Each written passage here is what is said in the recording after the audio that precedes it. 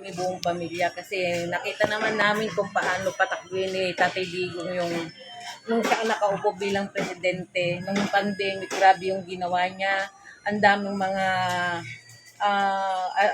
ayuda. Oh, tama, Ayuda tama. na para mabuhay kami na walang mga trabaho dahil yung tindahan namin Nagsara din. nagsara din dahil nga ang ano lang noon, pangunahan nila nga yung mga mga pagkain. Mga ano lang, mga importante lang. Oo. Tapos ito na, nung si Marcos na, dahil nga in-endorse ng anak niya, akala namin ipagpatuloy yung pala. Tatraido rin lang pala si Tatay Digong.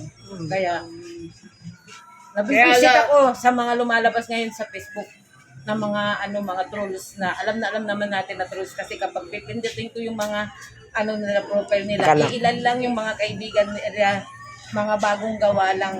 Kaya hindi na ako naniniwala doon.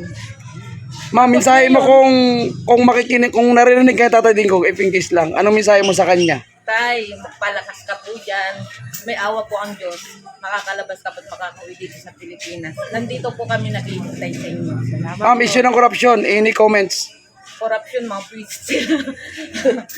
Thank you. May awa din sila. Oh, thank you, ma'am. Thank you, ma'am. Thank you, ma'am. Thank you.